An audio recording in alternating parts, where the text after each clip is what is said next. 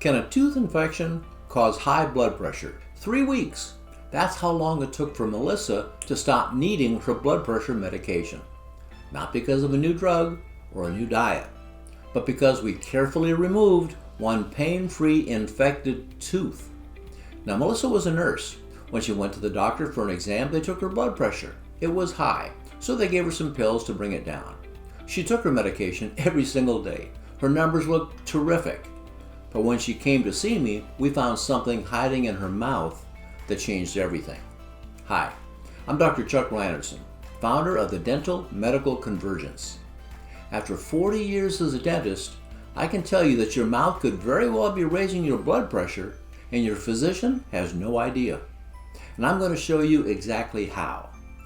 Let me tell you what happened with Melissa. Now, Melissa hadn't seen a dentist for several years because nothing hurt, and she believed her mouth was healthy.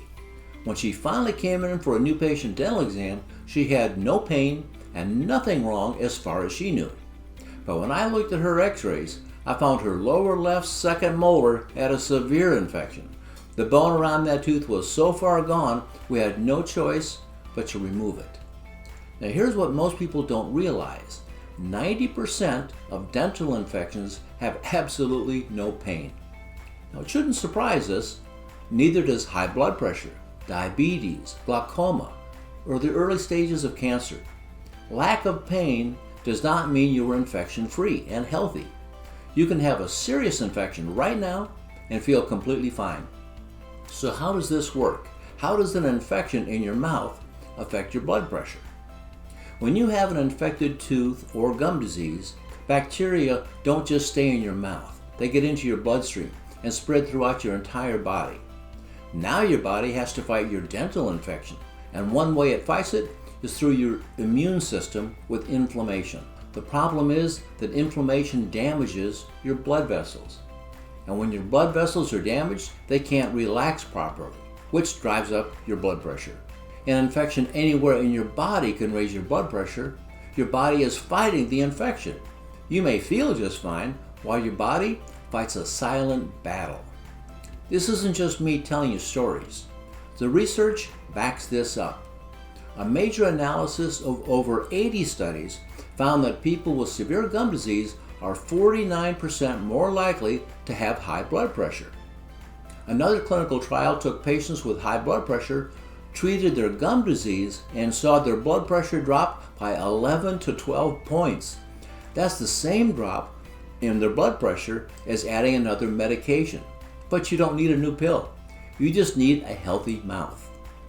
But here's one more thing your doctor probably never told you. Your health can actually get worse if you only treat the blood pressure and ignore what's causing it in the first place. One of the most common side effects of blood pressure medication is xerostomia, a dry mouth.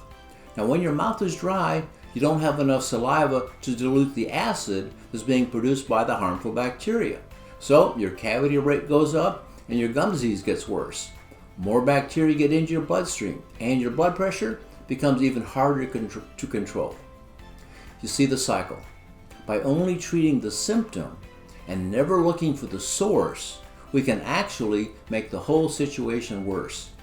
This means we have to find and treat the source of any disease, not just treat the symptoms. So what should you do about this?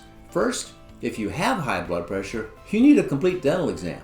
And I don't mean just a cleaning, I mean getting x-rays that can show what's happening below the gum. Because remember, most dental infections don't hurt at all. Melissa had no idea there was anything wrong until we took those x-rays. Then we found it. Second, ask your dentist to check your gum pockets.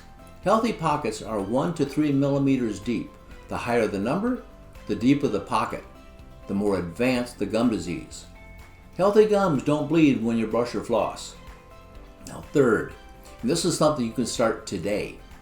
Spend 8 to 10 minutes once a day thoroughly cleaning your teeth. Brush, floss, use a water flosser if you have one, but those little tiny interproximal brushes.